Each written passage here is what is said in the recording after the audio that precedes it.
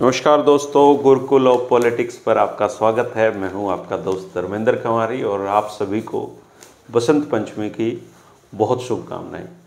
दोस्तों, किसान कम्युनिटी के लिए आज का दिन ये बहुत विशेष तौर पे इसलिए यादगार है, इसलिए इस दिन उत्साह रहता है क्योंकि चौधरी छोटू राम जी की जयंती इस दिन मनाई जाती है। नवंबर महीने में हालांकि वो जन्मे थे, लेकिन बसंत पंचमी के दिन को हम सेलिब्रेट करते हैं चौधरी छोटू राम के जन्म दिवस के रूप में। अब कई साथियों का इस सवाल था कि फिर उनका जन्मदिन बसंत पंचमी को क्यों मनाया जाता है, तो मैं कामरेड साहब से आपको मिलवाऊंगा। लेकिन उससे पहले मैं आपको ये बताना चाहता हूँ कि 1942 में जब देश में सांप्रदायिक दंगे फैले हुए थे, तो जो ज्वाइंट पंजाब हमारा उस समय होता था, उसके जो प्रीमियर थे वो सर सिकंदर हयात खां जी थे और वो मिस्र में उस समय गए हुए थे और दंगों को देखते हुए पंजाब में सद्भावना दिवस के रूप में बसंत पंचमी को मनाने का फैसला लिया गया। और चूंकि वजीर उस समय चौधरी छोटू राम जी थे, तो प्रीमियर का काम भी वो उनके हाथों में था, तो उसकी हैसियत से उन्होंने लाहौर की यूनिवर्सिटी में छात्रों को संबोधित किया था और सद्भावना के महत्व को समझाया था। और उस दिन बड़े भावुक होकर उन्होंने ये कहा था कि आज के बाद मेरा जन्मदिन आप लोग बसंत पंचमी के दिन मनाना। कामरेड साहब जी, ये कारण है उसका। नमस्कार। नमस्कार।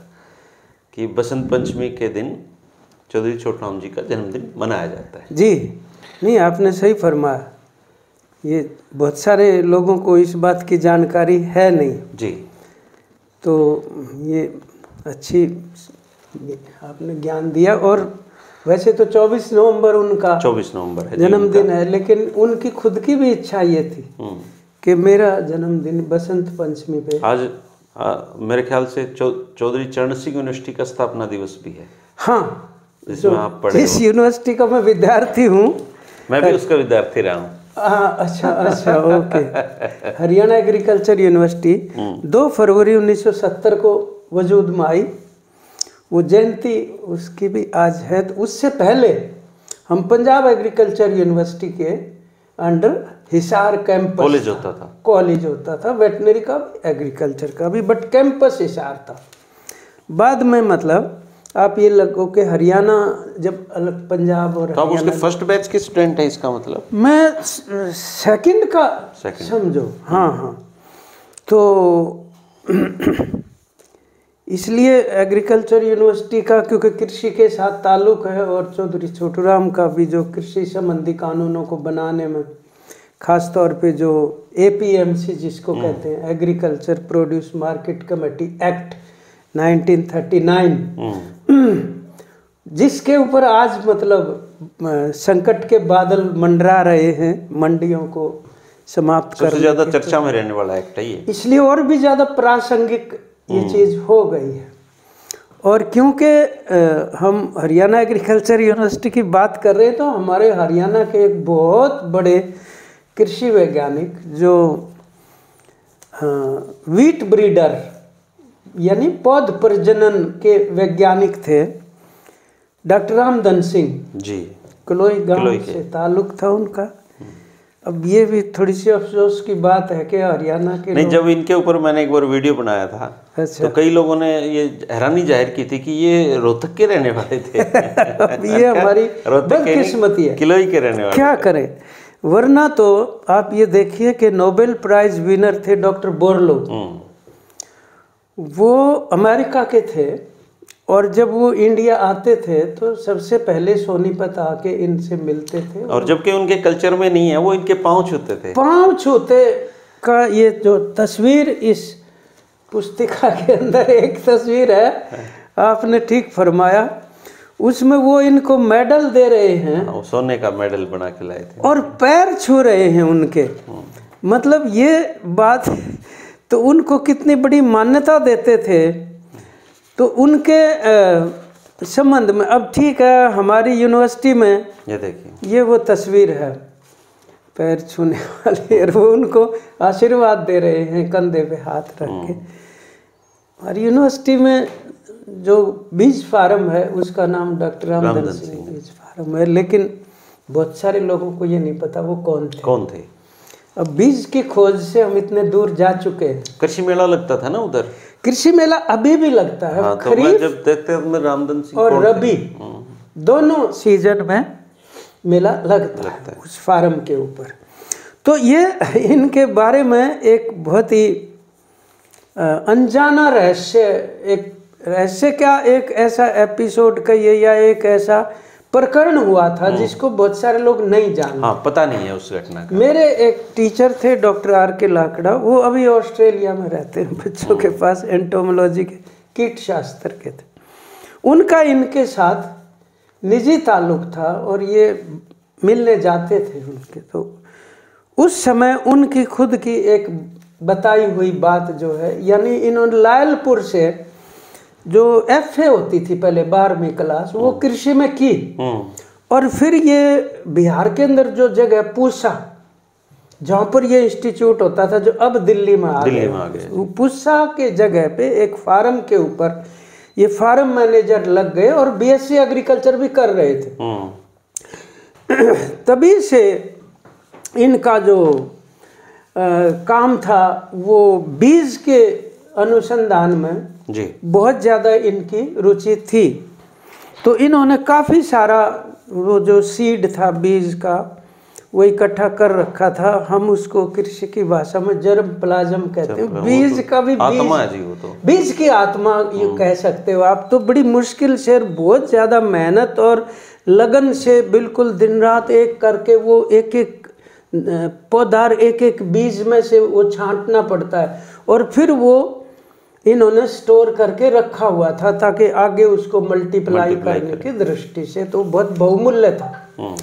तो इनकी डॉक्टर लाकड़ा ने मुझे पिछले साल ये बताई घटना, बहुत मार्मिक है अपने ढंग से, हृदय विदारक है, कि उस स्टोर में और उस लेबोरेटरी में आग लग गई जहाँ पे वो बीज की थैलियाँ रखी हुई थी। और लेबोरेटरी में बहुमूल्य वहाँ कृषि के यंत्र थे लेबोरेटरी। और उस दौर में एक तो इंपोर्ट होते थे, वो जी बाहर से आते थे, भारत में बनते नहीं थे। तो पता इनको ये चला कि उस बिल्डिंग में आग लग गई। अब ये कच्चा बनियान में घोड़े पर चढ़कर भागे कि बीज को बचाना जरूरी है। तो जिस कमरे में वो अनुसंधान के यंत्र थे वो उसमें नहीं घुसे, वो जिसमें बीज की थैलियां थी उसमें घुसे और थैलियों को बहुत ही मतलब शिद्दत के साथ खिड़कियों से बाहर फेंकने लगे, उठा उठा के और उस कमरे तक आग आ चुकी थी। और आ चुकी थी तो वो चीखने भी लगे, इतना ज़्यादा मतलब वो सदमे से गुजर रहे थे कि मेरे बीज ना जल जाए, कि बीज जलने की बिल्कुल कगार पे आ चुका है, मैं सारे को नहीं फेंक पा रहा हूँ बाहर। और उनके ये कह सकते हो कुछ तो वो भी जल गए, कपड़े भी, और वो जल गया होगा वो भी, और बाल वाल जल गए, मुंह काला हो गया। तो उनके जो बॉस थे वो सर एल्बर्ट अंग्रेज थे, वो पीछे से भाग के आए हैं दौड़ते हुए और उन्होंने स्टाफ को ये कहा कि ये बेवकूफ़ कौन है जो अंदर घुसा हुआ है, क्या मतलब है इस कमरे में घुसने का, और अपनी ज़िंदगी जो है जोखिम में डाले हुए हैं। तो समहाउ जितना भी वो बीज बचा पाए बाहर धकेल के, और फिर जब वो बाहर आए तो वो रिकग्नाइजेबल नहीं था, उनका शरीर और फेस काला, पहचान में नहीं आए के धुएं से उनके पहचान में वो नहीं आए। तो उन्होंने कहा कौन है ये?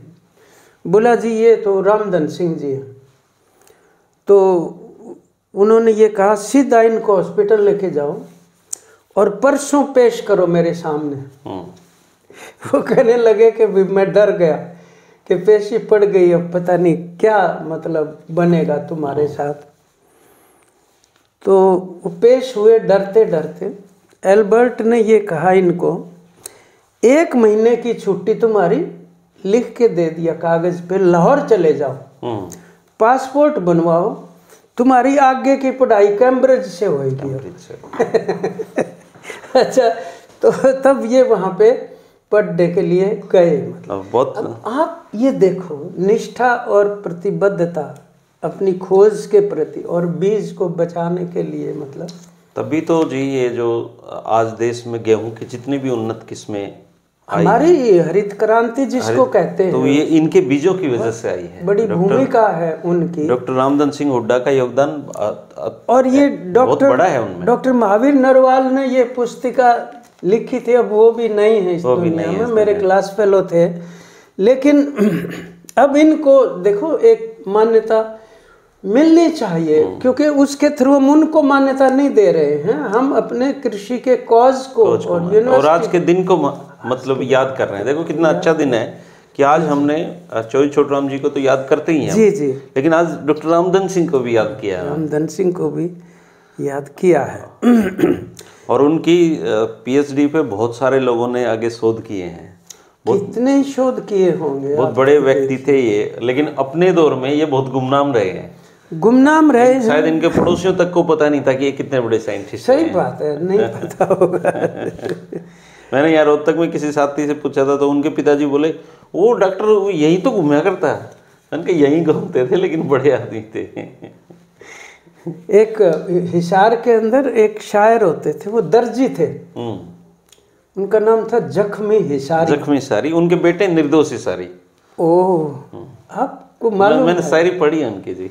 ओह सदोष हिसारी। अब हम उतने समझदार नहीं थे जब पढ़ते थे, तब वहाँ कवि सम्मेलनों में उनको बुलाते। बाद में एक जगह एक हिसार का MM जुनेजा साहब ने एक एनसाइक्लोपीडिया निकाला था, कई सारे लोग, उनका भी था, तो एक शेर उसके अंदर था। वो रामधन सिंह जी की आप जो कह रहे हो ना कि गुमनाम रहे, मतलब गुमनामियों में कट गई जख्मी तमाम उम्र।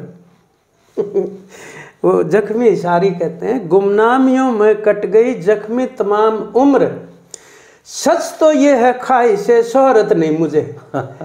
शोहरत की ख्वाहिश ही नहीं है अंदर, उनके अंदर भी नहीं रही होगी, जाहिर है। बहरहाल क्योंकि बसंत पंचमी के दिन चौधरी छोटूराम पे उनका जिक्र तो आएगा ही आएगा। जी जी, निश्चित रूप से। तो उस पे कुछ बात एक दिन हमने पहले की थी जी, लेकिन उसका ना एक बहुत महत्वपूर्ण हिस्सा बच गया था। हम कहते हैं भाई, वैसे तो आपने एक चीज़ नोट की होगी जी। हमारे यहाँ जितने भी इतिहास में महान पुरुष या स्त्रियां हुई हैं, उनके जब मनाए जाते हैं जयंती या पुण्यतिथि, बहुत रस्म अदायगी होने लग गई। हाँ, खास बात यह है कि अब लोगों ने दिल से निकाल दिया है, बातें ज़्यादा होने लगी हैं। और नहीं, जो मुख्य अतिथि होते हैं वो ये कहते हैं कि भी उनके दिखाए हुए रास्ते पर चलना चाहिए। अब दिखाए हुए रास्ते का बेरा नहीं कौन सा रास्ता बेरा पाड़ना चाहते, न पढ़ना चाहते, बस उनके रास्ते जिसका भी हो उसी के रास्ते पर दिखाए हुए। तो हम ये कहते हैं भाई, वो जो दौर, जिस दौर में वो शख्सियत रही है, वो समय क्या था, वो दौर कौन सा था। तो चौधरी छोटूराम जिस दौर में रहे, उस दौर को परिभाषित करें आज, तो वो संदर्भ क्या संदर्भ वास्तव में, ठीक है। ब्रिटिश शासन था, प्रोविंशियल गवर्नमेंट थी। प्रोविंशियल गवर्नमेंट्स की ताकत मतलब इतनी ही होती थी जैसे आज मतलब आप पार्टी की जो दिल्ली में सरकार है उनकी वैसी ही रही। अच्छा एग्जाम्पल है, अंदाजा लगा सकते हैं। तो एक तो ये तथ्य था। दूसरा तथ्य ये था कि 1920 से लेकर लगभग 1945 तक ये जो 20-25 साल का वक्फा है, पंजाब के अंदर बहुत ज़्यादा मतलब किसानों के आंदोलन हुए। वो पंजाब तो बहुत बड़ा था ना, देश था, और वहीं पे मतलब सबसे ज़्यादा अन्न उत्पादन होता था, पूरे देश का ही पेट भरता था। तो अमृतसर, लायलपुर, लाहौर, मुल्तान, मिंटगुमरी, ये जो इलाके सबसे फर्टाइल लैंड वही थी, सबसे फर्टाइल लैंड थी। और किसानों के आंदोलन थे क्योंकि अंग्रेजों ने जमीन के ऊपर बहुत ज़्यादा लैंड रेवेन्यू लगान मतलब नाकाबिले बर्दाश्त थे। और ऊपर से जो है वो जो साहूकारों से कर्जे लेते थे वो उतरने का नाम नहीं लेते, क्योंकि ब्याज की दरें बहुत ऊंची होती थी, जमीनें कुड़क हो जाती थी। और उसके खिलाफ बहुत ज़्यादा पीजेंटी के अंदर आक्रोश था उस समय के ऊपर। मैं एक पुस्तक जो है वो पढ़ी बहुत गौर से, ये उस दौरान की, उन आंदोलनों का विस्तार से इसके अंदर आप अंदाज़ा नहीं लगा सकते। 40-40 हजार लोगों की उस टाइम पे लामबंदियाँ, सड़कों पे दफा 40-40 हजार की वो लिखा हुआ है। और ये जो नीलीबार एक जगह है वहाँ मिंट गुमरी में, वहाँ तो ये जो मुजारे होते थे 40 हजार मुजारों को बेदखल कर दिया। अच्छा। और उसके खिलाफ आंदोलन हुए और लंबा आंदोलन चला, गिरफ्तारियां हुई, सभी कुछ हुए। और इसी प्रकार से जो वाटर टैक्स है, ये आबियाना कह लो, मतलब सिंचाई की एवज में वो बहुत ऊंचा था, आबियाना भी मतलब। तो ये मैं उसके अंदर पढ़ा कि किसानों ने सिंचाई के पानी ना लेने के लिए हड़ताल कर दी। अच्छा, ना लेने के लिए हम नहीं लेते इतने ऊंचे रेट के ऊपर। और जो मोरी होती है जिसमें से गांव का, सारे गांव का पानी आता है, वो सारे गांव ने अपनी मोरियां बंद कर दी। पानी ना लेने की हड़ताल, तो मतलब कमाल है, कमाल की बात है। तो ये जो वाइड स्प्रेड एंगर है, मतलब कुर्की के खिलाफ, सूदखोरी के खिलाफ। और पहले क्या करते थे अंग्रेज लोग, ज़मीन के बड़े बड़े जो टुकड़े थे बिना काश्त किए हुए तब तक, वो मतलब साहूकार लोगों को नीलाम कर दिया करते थे। तो मतलब कई हजार एकड़ एक एक साहूकार ले लेता और फिर वो उनके ऊपर मुजारे बिठाता था। मुजारा जो पैदा करता था सारा खर्चा उसी के ऊपर था और उसको कुल उत्पादन का 25% मिलता, 1/4।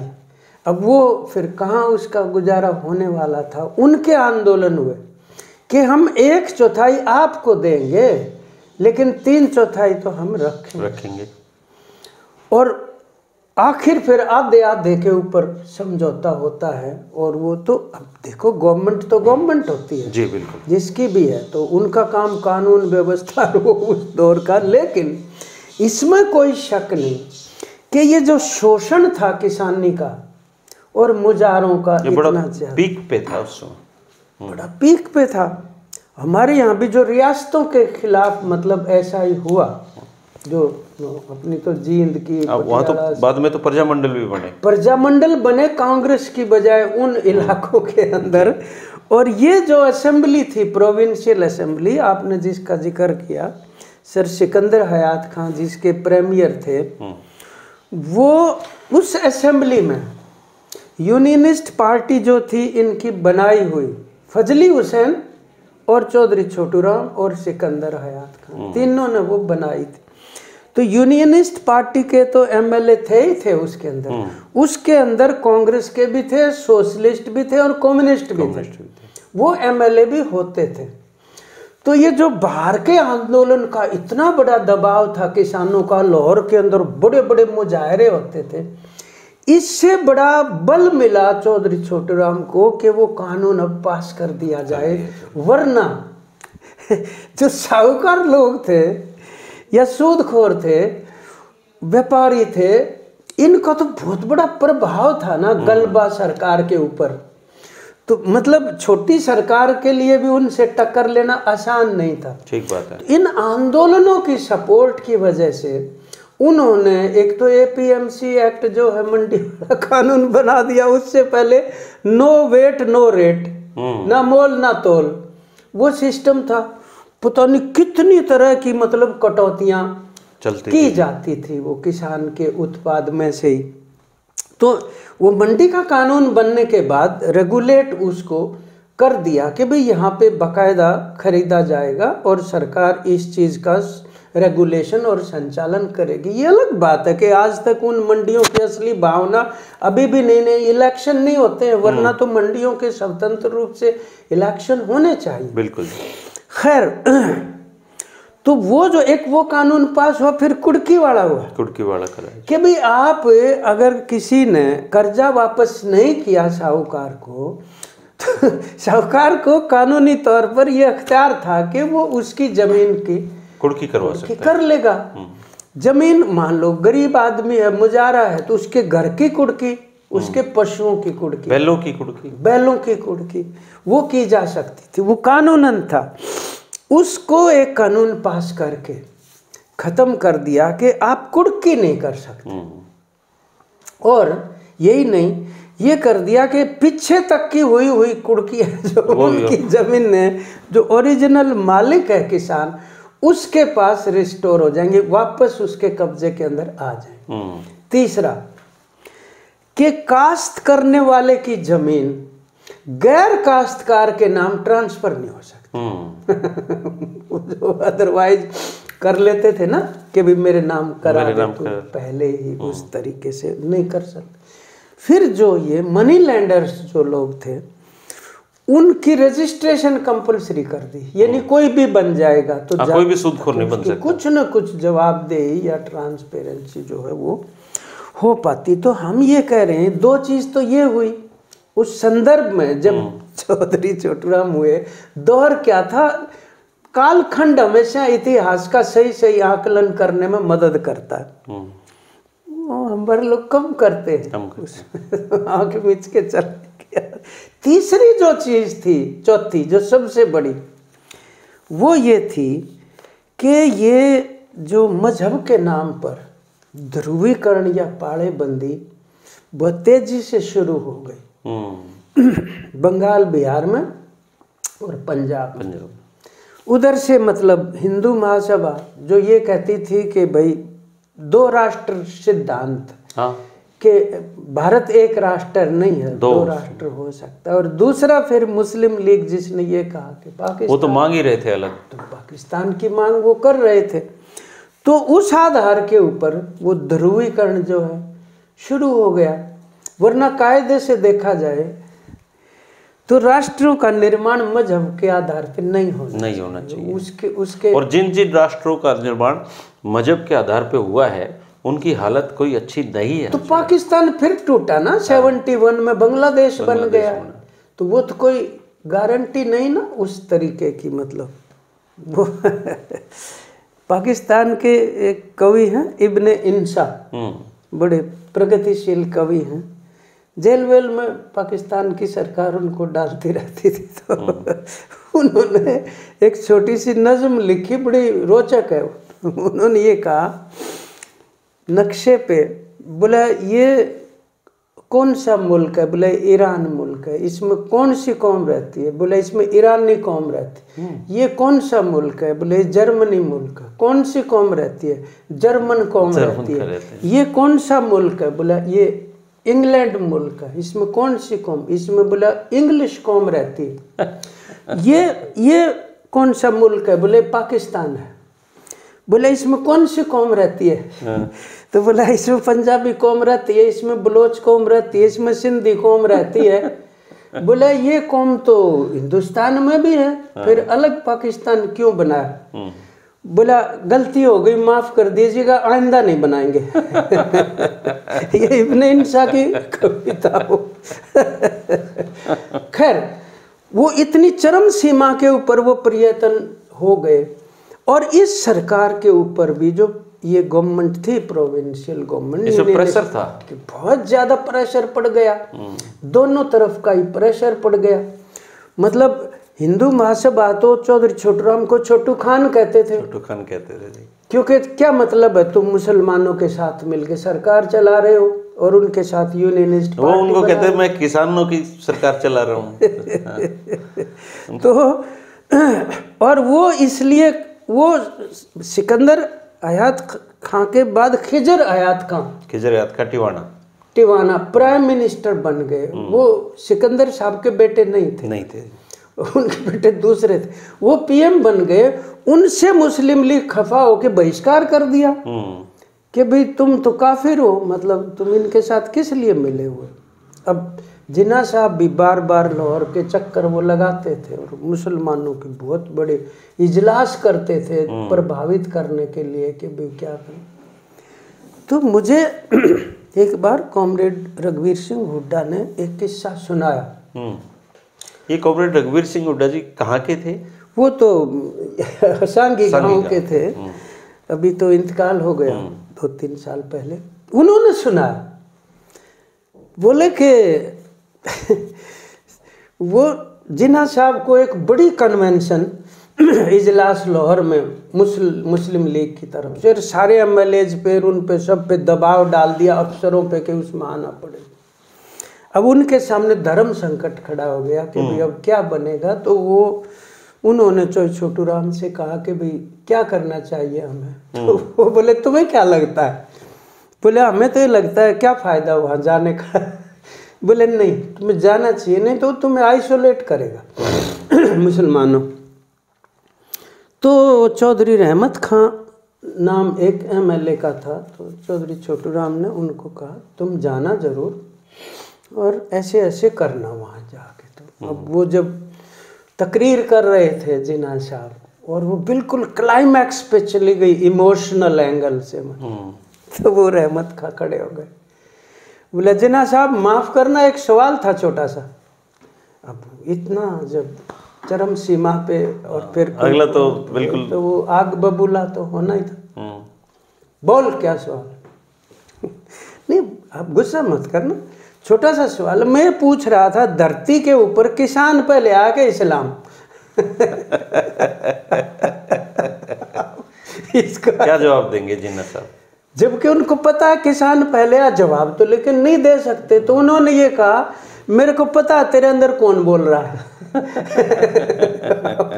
एक ये दौर है जिसके अंदर इस प्रकार का, अच्छा वो बहुत ज़्यादा मतलब सिकंदर हयात खां बाद में लखनऊ के अंदर जब जिन्ना साहब ने एक बड़ी वहाँ इजलास किया उसमें चले गए थे और जिन्ना सिकंदर पैक्ट हुआ उनके बीच में, उसमें ये हुआ कि जो यूनियनिस्ट पार्टी के एमएलए होंगे वो मुस्लिम लीग के भी होंगे।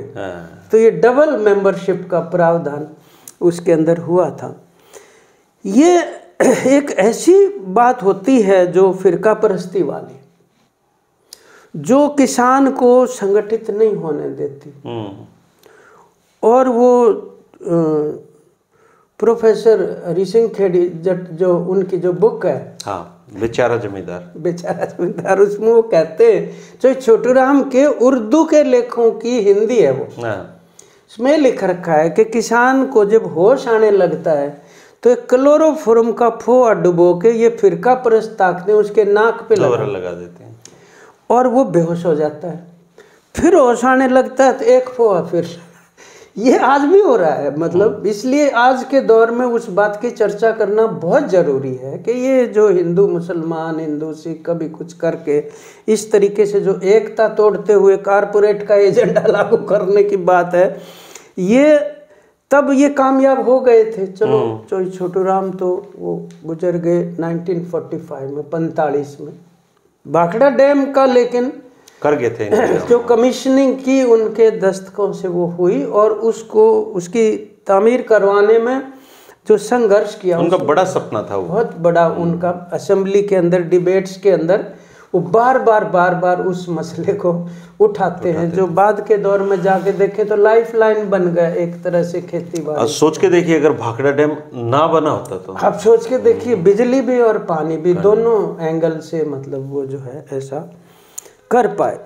खैर मैं ये कह रहा था कि रस्म अदायगी जब होने लगती है ना, तो जो उसके अनिवार्य हिस्से हैं किसी शख्सियत का जो योगदान था इतिहास में, वो खत्म हो जाता है जी। वो रहता नहीं है, उसको टच अपॉन नहीं करते हैं। मतलब जितने प्रोग्राम हुए हैं और जितना अनुसरण के लिए कहा गया है, अगर उसके 10% भी अनुसरण हो जाते ना तो ये देश कुछ और ही दिशा में चला जाता। सही बात है, नहीं होते जी। तो भाई वन विभाग के लक्ष्य है पौधे लगाने के और अनुसरण के पीछे ही रहते हैं हमेशा। तो अब आप याद करते हैं तो कम से कम ये देखो ना कि भाई याद करते हुए उनको वर्तमान संदर्भ में उसकी प्रासंगिकता जो है, मुझे तो लगता है चोई छोटराम जी की प्रासंगिकता आज के दौर में पहले से भी ज्यादा है, ज्यादा क्या बढ़ रही है दिन प्रतिदिन। ये भी तो और हम उनको भुलाते जा रहे हैं। तो उनका जो संदर्भ है इतिहास के अंदर, देखो संदर्भ के साथ ही विश्लेषण और समीक्षा होनी चाहिए। काट के आप करेंगे या मतलब ये है कि फित्ता भी आप अपना लगा देंगे तो बात बनेगी नहीं। उस तरीके से तो इतिहास का पढ़ने को फायदा नहीं। आप इस दृष्टि से उसको पढ़िए कि सबक क्या निकलते हैं आज के दौर के लिए। तुलनात्मक अध्ययन ही होगा, तुलनात्मक अध्ययन भी मतलब करने की बात है। मतलब तो ये मैं चलो बसंत पंचमी के बहाने से ही हमने चोई छोटराम जी को याद किया है, और हम अक्सर कर लेते हैं आज के दौर में उनको हम याद करते हैं जी, और आपके साथ भी याद किया है, और कई सारे वीडियो और भी बने हैं उनके। अच्छी बात है आप तो। और उनके ऊपर तो आप इतना, अब जब पढ़ रहा हूँ तो पता लग रहा है उनके ऊपर रोजाना एक एपिसोड दो और कई साल देते रहो तब भी खत्म नहीं होने। नहीं, मैं आपको बताया था हमारे स्कूल में बसंत पंचमी पे फंक्शन होता था, जाट स्कूल में ही। मालूम नहीं था हमें, स्कूल के बच्चे थे, वही इतना पता था कि कोई महान आदमी का कुछ मनाया जा रहा है।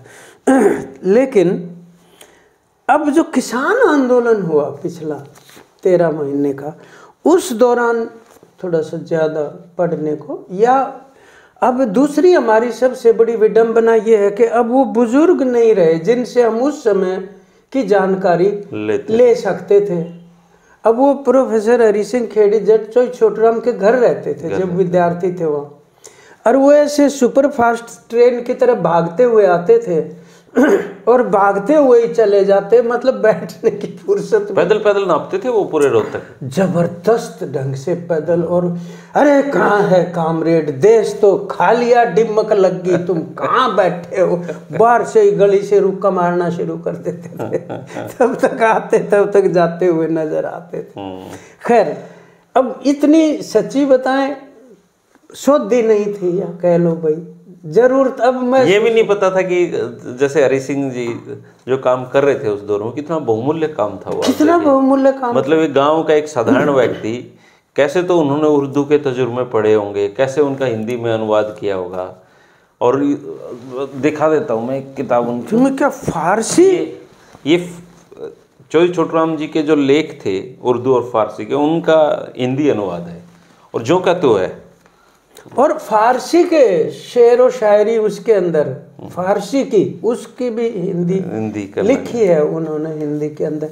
अच्छा, अब वो है नहीं। तो ये थे तो वो दूसरी बुक है, ये राजेंद्र जी की, ये राजेंद्र मास्टर जी की, हाँ, ये राजेंद्र जी की। तो मैं ये कह रहा हूँ कि अब वो बुजुर्ग नहीं है, ये है वो वाली किताब। ये बेचारा जमींदार किताब है, प्रोफेसर हरि सिंह खेड़ी जट के थे, ये थे साफे वाले। और ये राजेंद्र जी की है, राजेंद्र जी सोमेश ने चोई छोटराम एक चिंतन लिखी थी बुक। अच्छा, वो जो रघुवीर सिंह शास्त्री जी वाली है वो अच्छी है पुस्तक, वो भी मेरे पास। अभी तो डॉक्टर संतराम देसवाल जी ने मुझे एक किताब दी है, उन्होंने भी एक जीवनी लिखी है। अच्छा चलो, हाँ। और उसमें एक चैप्टर है जिसपे कभी अलग से बात करेंगे हम, आज के दौर में चौधरी छोटराम की प्रासंगिकता। हाँ, ओके। और दूसरों की इस चीज को नहीं, क्योंकि वो उस दौर में लिखी गई है, लेकिन उन्होंने आज के दौर में क्या जरूरत है उस पर लिखा है। अच्छा, ओके, चलो उसको भी जरूर दूंगा, आप पढ़ना उसको। शुक्रिया कामरेड साहब, आप आए, आपने बात रखी। और वो उनके देखो कई सारी समानताएं हैं।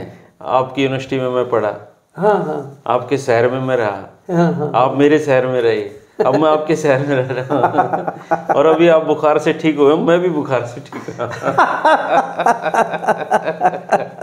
कुछ ज्यादा ही समानताएं हो गई हैं। लेकिन ये बुखार वाली बात ठीक नहीं कि एक को चढ़े तो दूसरे को भी चढ़ जाए। बुखार भी अलग तरह का चढ़ता है जी। अब आई डोंट नो, इतना पीड़ादायक है, पीड़ादायक बुखार चढ़ते हैं, अब समझ में नहीं आता कि मतलब। और बहुत सारे लोगों को आजकल के दौर में वो एक उसमें कोरोना के बाद ही अलग तरह का मतलब वो उसमें मैं पढ़ रहा था इसी के अंदर, वो प्रोफेसर हरि सिंह जी ने थोड़ी सी अमेंडमेंट कर रखी है। वो इकबाल साहब का एक शेर है, वतन की फिक्र कर नादां मुसीबत आने वाली है, तेरे बर्बादियों के मशवरे हैं आसमानों में, तुम ना समझोगे तो मिट जाओगे हिंदुस्तान वालों, तुम्हारी दास्तां तक भी ना होगी दास्तानों में।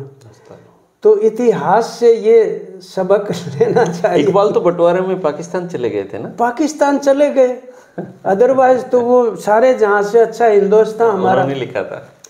और ये नज़म जो है गाते हुए मध्य प्रदेश के एक स्कूल के प्रिंसिपल को सस्पेंड कर दिया गया 2-3 साल पहले के 2-3 साल पहले। अभी पीछे मध्य प्रदेश में ईश्वर अल्लाह तेरो नाम भजन गाने हुए, माफी मांगनी पड़ी।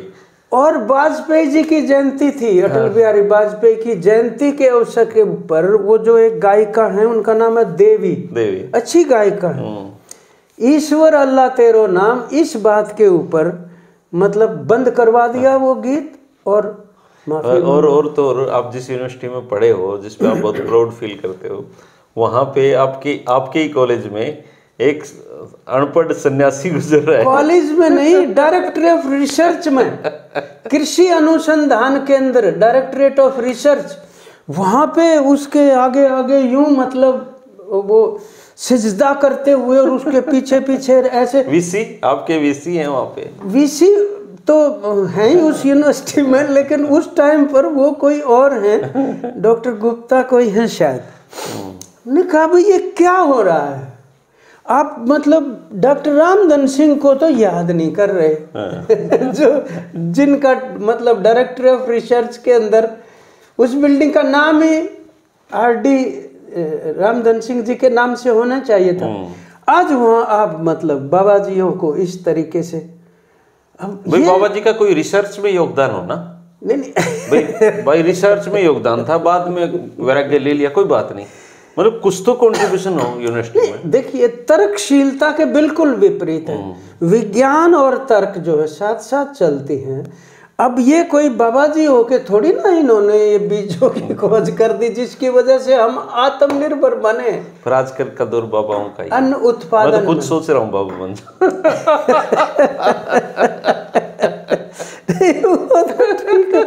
पर देखो आप ये देखो, IIT बाबा, IIT में गया, किसी ने जिक्र भी नहीं किया, बाबा बन गया, पूरा देश जान गया।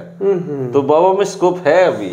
नहीं, बड़ी अफसोस की बात है। देखो यूनिवर्सिटी के अंदर इस किस्म की बातें करना, वो इवन हमारे जो कैलेंडर एक्ट्स एंड स्टैट्यूट है उसके परव्यू में ये नहीं आता। इस प्रकार के एक चुटकुला सुनाया करते थे। अच्छा, रमलू वाला। अच्छा वो कटाक्ष तो अपने प्रतिद्वंदी पे करते थे। अच्छा, कि फलाना आदमी तो रमलू जैसा है भाई। अच्छा, तो लोग पूछते जी रमलू कैसा?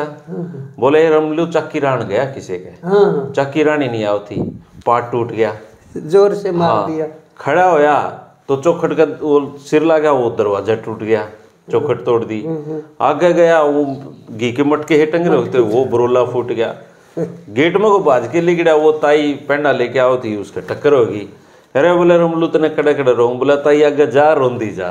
तो आपको अफसोस करने की जरूरत नहीं है, तो अभी आप देखते जाइए। चौधरी बंसीलाल जो है ना, उनके भी किस्से ऐसे हैं। एक बार वो जब ये शराबबंदी की थी, उसका प्रचार कर रहे थे, भाई देखो बहुत ही माड़ी चीज़ है, घर को बर्बाद कर देती है, इज्जत को बर्बाद कर देती है, शरीर को भी बर्बाद करती है, मतलब ऐसे लेक्चर दे रहे थे। तो एक आदमी स्टेज के सामने खड़ा होकर बोला, चौधरी साहब एक बात बताओगा? बोले हाँ, के बोल? कदे पी का देखी है? बोला ना, कदे भी नहीं। बोला जब बता बैठ गया, जब बता। तो हमारे यहाँ आमने सामने कन्फ्रंट करने की संस्कृति भी है, मतलब। शुक्रिया कॉमरेड इंद्रजीत सिंह जी से अक्सर आप मिलते रहते हैं और हम इनके स्वास्थ्य की, अच्छे स्वास्थ्य की कामना करते हैं। धन्यवाद। और सभी के स्वास्थ्य, बसंत पंचमी की एक बार फिर से आपको शुभकामनाएं। अच्छा दिन हो, अच्छी फसलें हो, अच्छी फसलें हो आप सबकी, अच्छी नस्लें हो आप सबकी, अच्छी नस्लें हो। शुक्रिया सर, नमस्कार। धन्यवाद, नमस्कार।